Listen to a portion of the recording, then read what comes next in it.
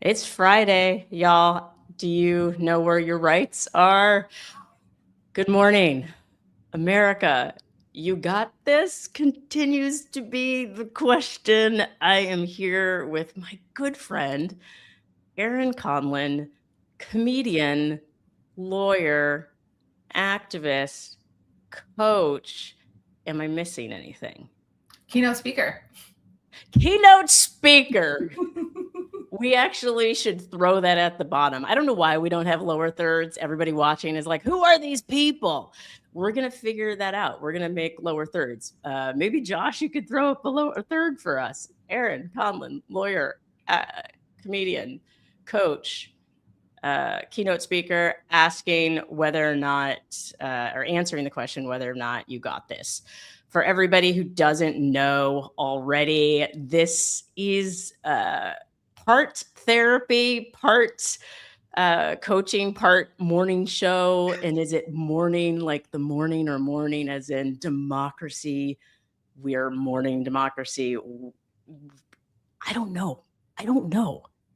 Erin, it seems like yesterday. Was it yesterday? 2 days Was it the day ago. before? For the Voting Rights Act. That was 2 days Yeah. ago. Okay. It all blends together. Doesn't it? First of all, your hair, your hair looks incredible. I just wanted to say that before we really get started. How are you keeping your hair looking incredible in these dystopian times? Neglect. Oh, okay.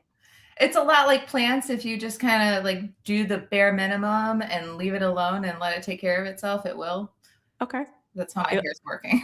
I love that. I've thrown my hair up into the I call it like the black girl ponytail is up here, poof, or as Vogue I think is calling they called an afro the cloud bob. Did you see that? I don't follow Vogue. No, Cloud Bob. You don't follow Vogue? What are you talking about? The world's ending and you're not following fashion magazines? I was never thin enough to wear the clothes, and so I like pulled myself away from that interest. I was like, I also couldn't afford the $11,000 clothes, not just the size, but also they're like, and this look will cost you $25,000. Right. And don't forget about the $3,000 eye cream that is just for applications. Exactly. Well, and this my feed is so weird because I keep getting served up the foot sandal, the footless, the sandal that's just the heel. Okay, so our feeds are not the same. They're not the same, no. Okay, there's a new sandal that's just the heel with no there's no sole, there's no bed. It's just I think it's Chanel. And so we do actually curate our own algorithms apparently, and I've been looking at all of the wrong things or what's in your feed? What's in my feed? Well, I have spent a lot of time curating it so that it's dogs. Okay. Cute dog videos, stand-up clips, Okay. and then activism stuff. I live in Chicago. We had a lot of ICE activity here, and so I have a lot of that. Well, and that's the weird contrast, right? Because depending on what you look at for mental health relief, it could be a combination of like cat videos, or in my case, it's alpacas or otters, any sort of like woodland creature, and then people being snatched off the streets. And it's just back, and it's this weird space that we're in right now where it's whiplash. Like you're just like, whoa, like what's going on? And so how you're constantly in contact with people, women in particular, who are managing careers, living life, and then also being a part of this chaos. How are people responding? How are people? Are people okay? No, nobody's okay. Mine absolutely. Well, let me rephrase that. People in my community are not okay. Like the communities that I circulate in. Lawyers are not okay. We're all having existential crises. The Supreme Court. Well, the thing that kills me, and I was thinking about this morning, is like, how are they not ashamed of themselves? These 6 justices, like. That institution used to be revered. People used to like spend decades trying to get there and like be held in such high esteem. And they've thrown away all respect for the institution. And so with the decisions the Supreme Court has made, with the undermining of the judiciary in general, with the attacks that the administration did on law firms, none of the lawyers are okay. Because what is the rule of law if it's not enforced? Yeah, and for everybody who doesn't know about that decision, we have a clip just so people can familiarize yourself, and then we'll talk more about it. We're following a major decision from the Supreme Court, one that alters the interpretation of the landmark Voting Rights Act of 1965 and could have a big impact on this year's midterm elections. The court's conservative majority tossing out a congressional map that created Louisiana's second black majority and Democratic-led district in a state whose congressional delegation is overwhelmingly Republican. The decision will make it harder to prove discrimination in redistricting. Louisiana. So everybody talks about the fact that America wasn't really a democracy until everyone truly had the right to vote, the right to representation. And now, where are we? When you see this, when you say the lawyers aren't okay.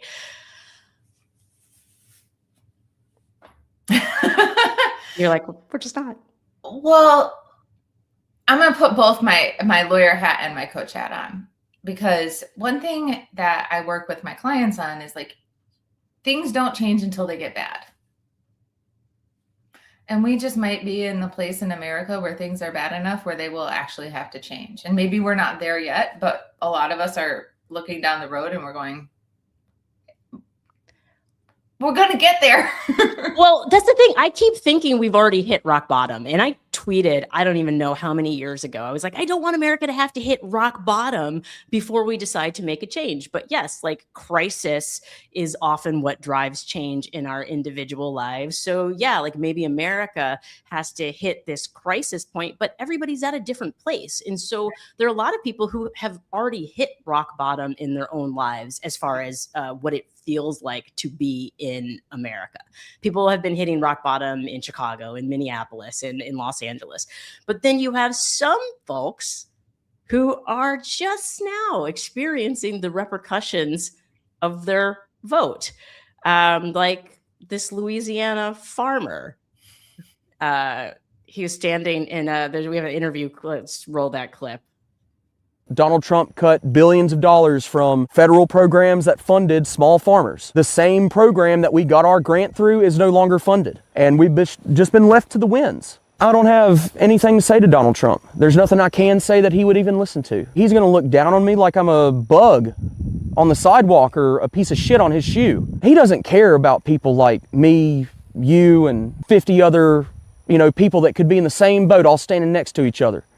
We could all have rags on and beg him for help. He'd laugh and say that that's our fault for being in that situation. They're just now realizing that Donald Trump doesn't care about them. Like as a coach, as a comedian, I don't know if you want to respond to that with your comedian hat or your coach hat.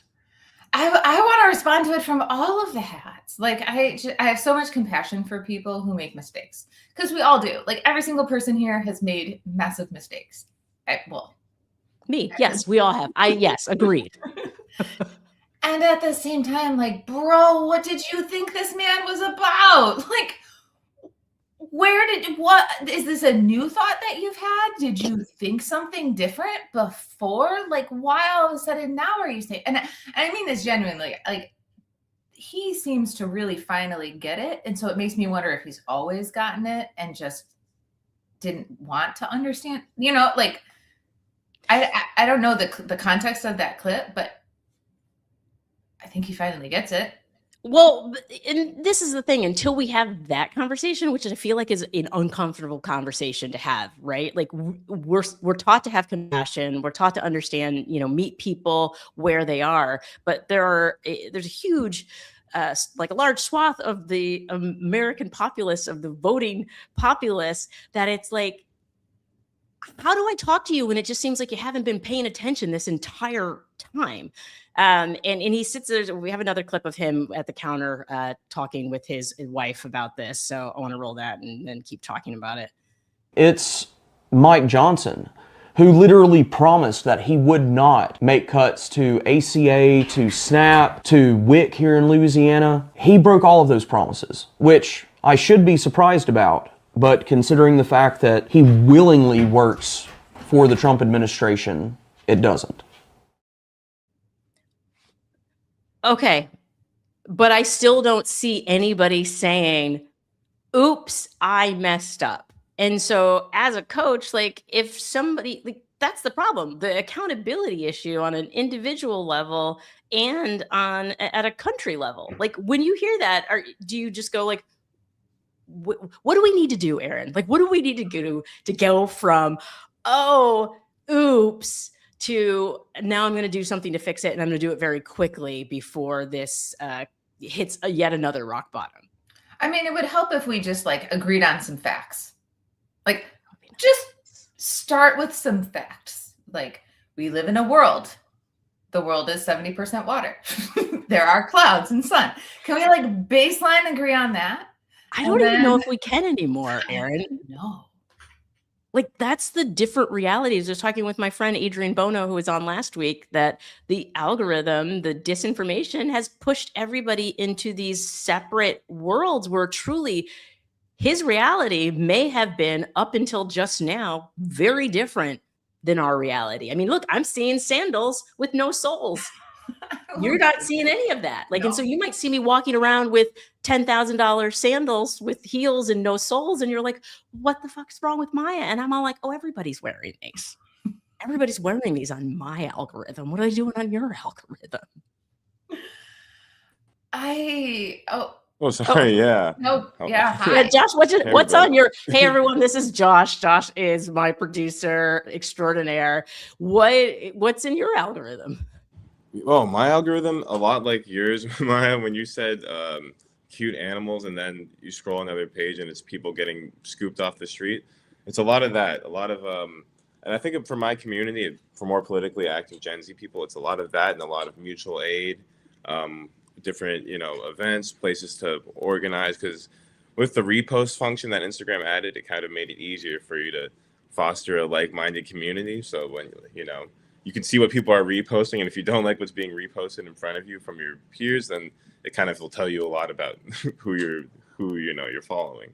So that's I hadn't thought about it like that. Like you can kind of go, oh, they're reposting a lot of this kind of content. Maybe we're not friends, and then you can write a letter, like I did in junior high when I wrote a letter to my friends and told them we're too different now, and I have ambitions and you don't, so therefore we can no longer be friends. No, exactly. Sorry, Beth. So sorry, Shannon. That new function kind of makes it easier to at least make it a little bit better when you see like a pattern of something that is captivating, but it's probably not good for your mental to be continuously seeing. And then I kind of had a comment on what will make Americans universally decide that this is like a bad thing. This whole gas price thing kind of reminds me of the old Soviet trope of like, as long as people can afford the bread, there'll be no problems as long as people have bread.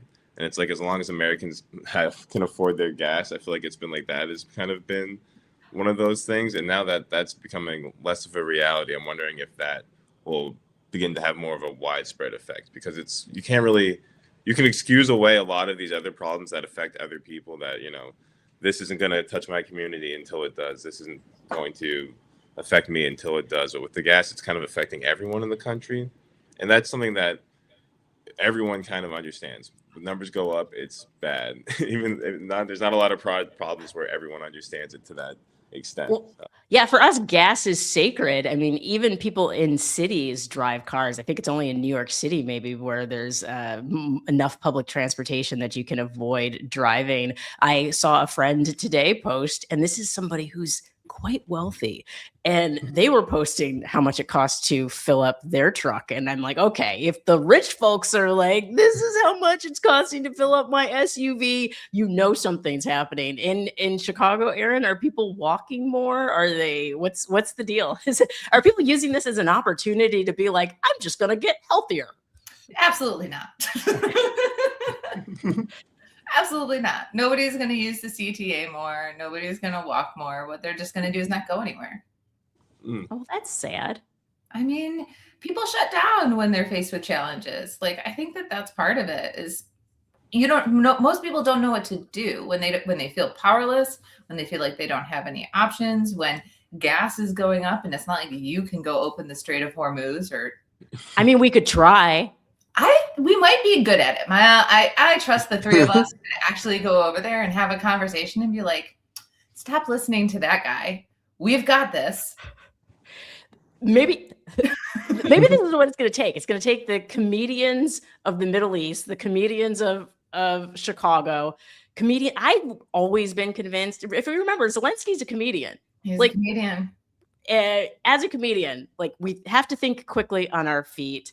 We have to be able to problem solve. So I got it. Every week I'm pitching a ridiculous idea that people are taking way too seriously. But this week I'm going to pitch comedians on a boat, comedians from everywhere. Funny diplomacy, comic diplomacy. Comic diplomacy, yes. Who needs the State Department when they have John Mulaney and Maya May? Entering the street, opening it up. Hey, if it doesn't work out, at least everybody's getting some laughs, you know? I mean, we got to think outside the box because whatever the Trump administration is doing isn't working.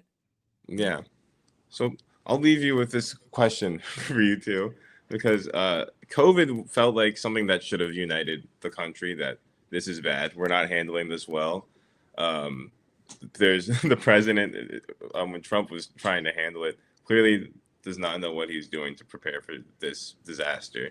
And we're kind of seeing a similar disaster. But as we saw with COVID, it didn't really, there was still a way for the GOP to split it and kind of create division and confusion amongst that. Is there any sort of issue or problem that could directly affect the GOP that you think will they'll actually get the message across to them that this is something that they kind of helped bring into play? Or will it have to be like Applebee's gets rid of the $5 jalapeno poppers or something like that? Or just raises the price to like $20. Yeah, exactly. And you have to bring your own jalapenos. They just and your own ranch. You gotta bring right, your own no, ranch. can't do that. First it was the gas, then they came for the ranch dressing. It's like, those are the two things that make America: gas and ranch. True. I don't know if that answered your question, Josh, but it feels about right. Very but cool. I think here's the thing, like, you brought up the gas prices. That is definitely as we're moving closer to the midterms, the gas prices are not going to go down. And I think Trump just said yesterday, did he say yesterday, Aaron? I feel like I saw that he said, like, oh, gas prices are those are coming down. And it's like, wait, what? I mean, that's the beauty of like this narcissism, dementia reality that we're all forced to live in, is that like he says things, we know they're not true, but like he'll still keep saying it. Oh, well, the war is going to be over in 2 weeks. How many? It's 8 weeks later. He's going to like say that Congress has funded the war. Congress won't fund the war. Like, well, and I think that's it. Maybe we need a trauma bond. Can we trauma bond with that guy, with the Louisiana farmer? Can we maybe that's the way we take it, is we just start reaching out to our Republican affiliated, I'm saying friends. I don't have any Republican friends. I'm sorry, guys. I barely have friends, let alone Republican friends.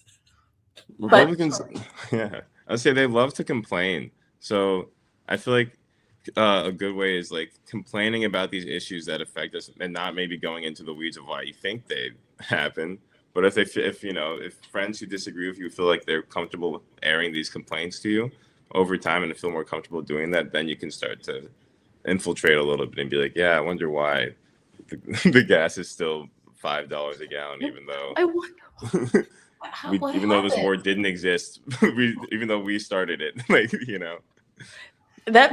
I was gonna say you're so wise beyond your Gen Z years. I'm impressed, Erin. As a coach, does this resonate? It sounds like it does. I was like, ooh, actually, that's brilliant, because science shows that the most effective way to change people's minds is not to make a case, not to make an argument, but to ask questions. And so if somebody's complaining, like, and people do this all the time, they're like, I don't have the job that I want. Well, why? Like, what's happening that's getting in the way of you getting this job? Or what's happening that's getting in the way of you getting this promotion? If you just start asking questions that help undermine assumptions or undermine, like, why do you believe that? Where did this come from?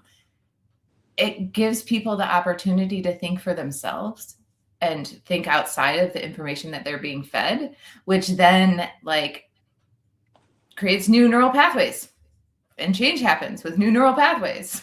Yeah. I love that. I don't know how easy that is to do in practice, to ask the question and then to, because we always want to prove that we're right, you know? Well, isn't that kind of the problem? Everyone's been walking around going like, look how right I am, and nobody's listening to each other. And we probably have a lot more that we all agree with, like a ban on congressional trading. I think everyone can get behind that.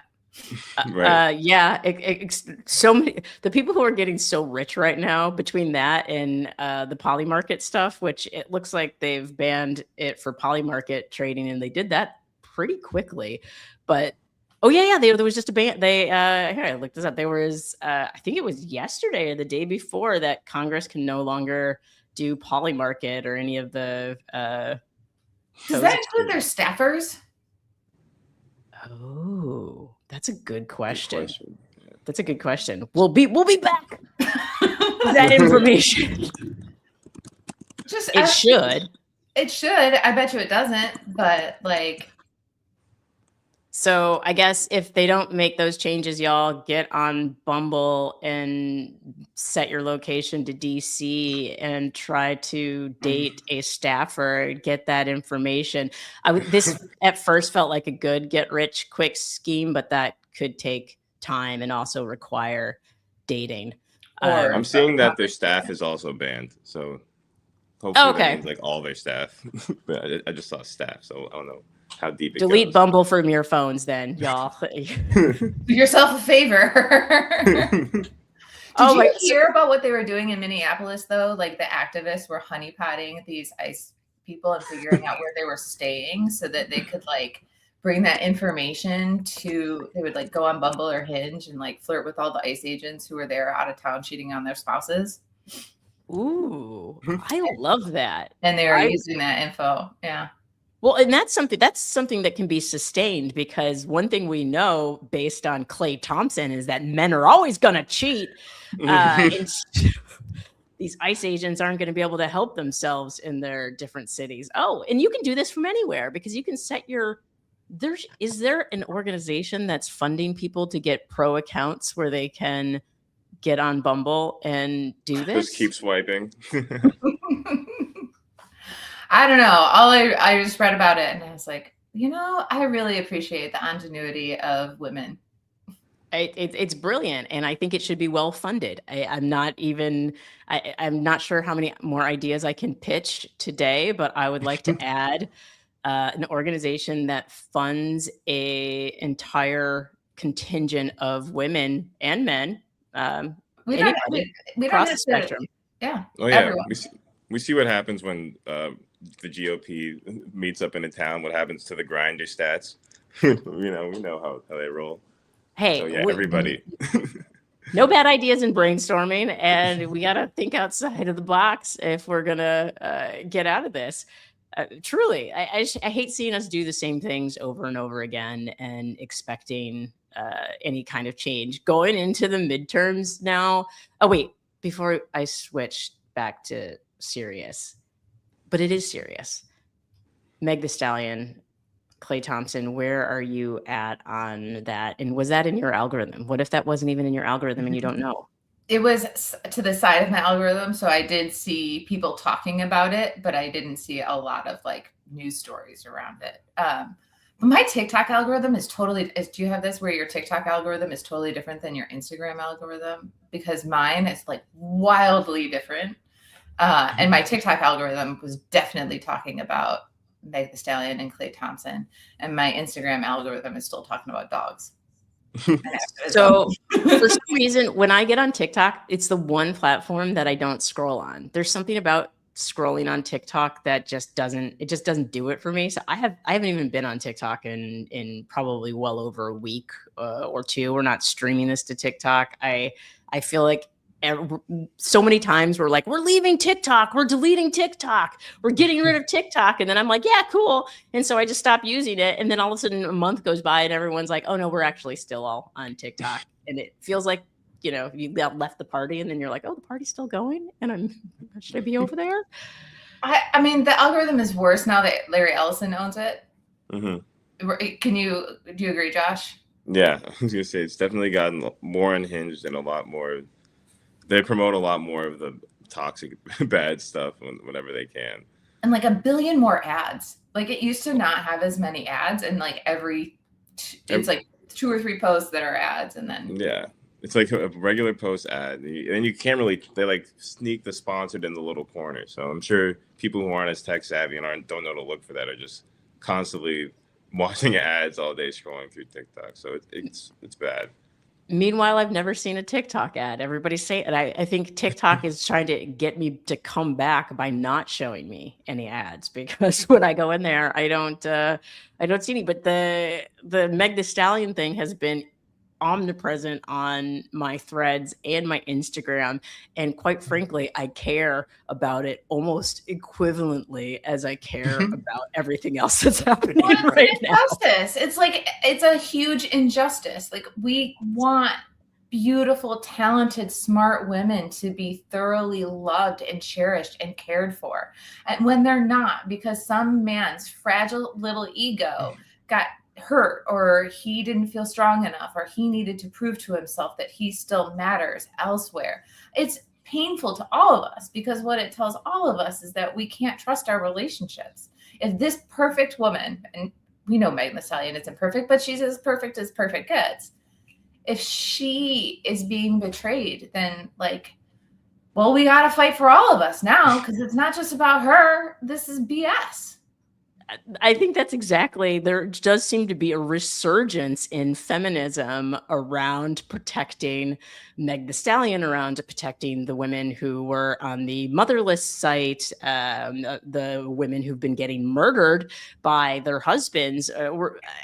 I, as a woman right now, I'm looking around going, we're not going to tolerate this anymore, right? Like we're going from our keys between our knuckles to just punching people as we walk down the street, right? Like this is why I go to boxing, because otherwise I would punch somebody in the throat. Like I have to punch the bag to get the rage out, because it does feel like we're not protected, one, and two, the party in charge that claims to care about women, that claims to protect women, is doing anything but.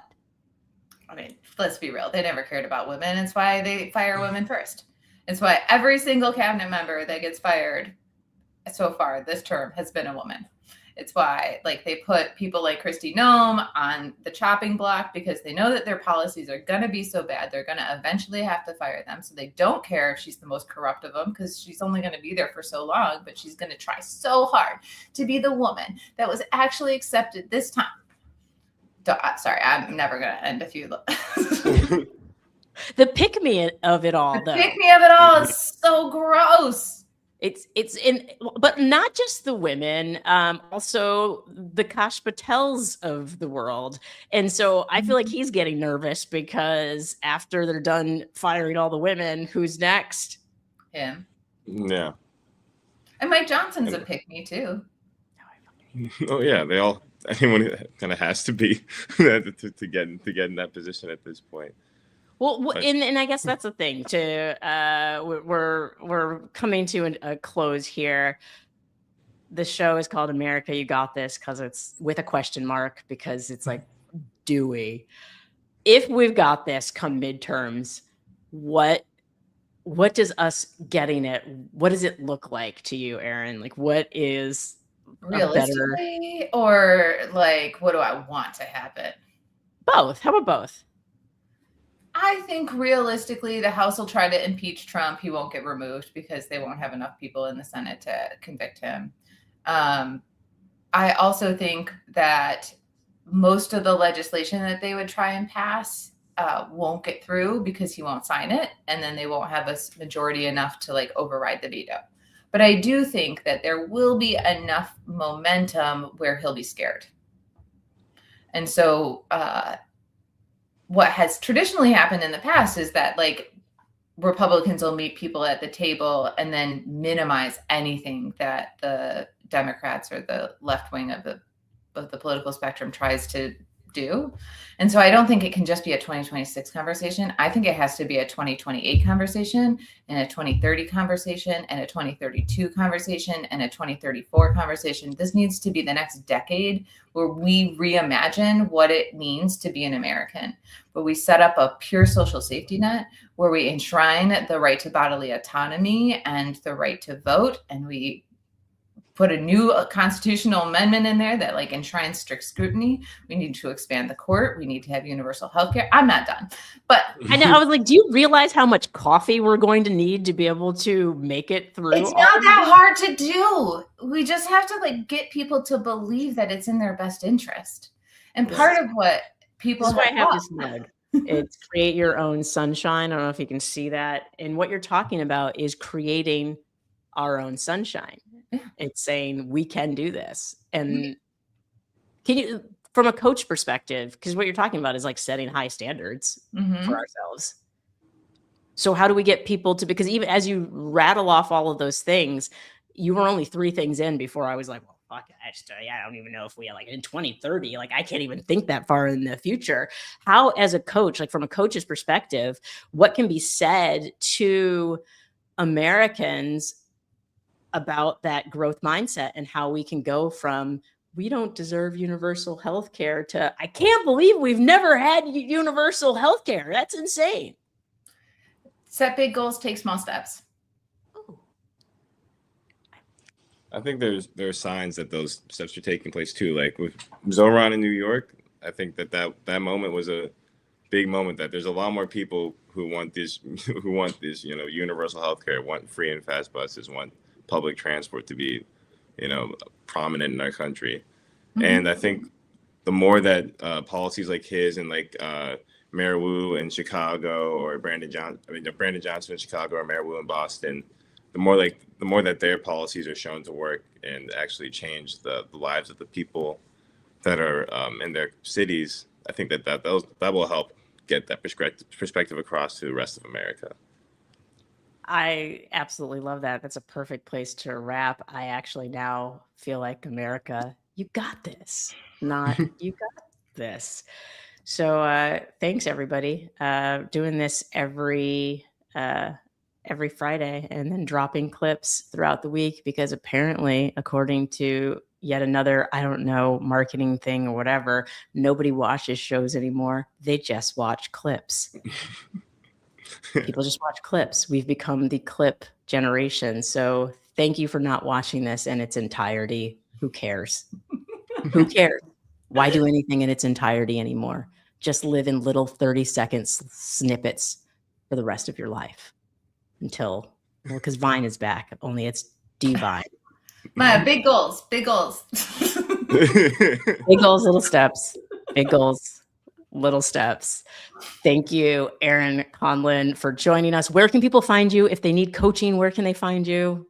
Just go to Erin Conlon, ErinConlon.com. I also have an Instagram at This Is Not Advice, and I'm on Threads and Blue Sky, and I don't use Twitter because I don't engage in Elon Musk.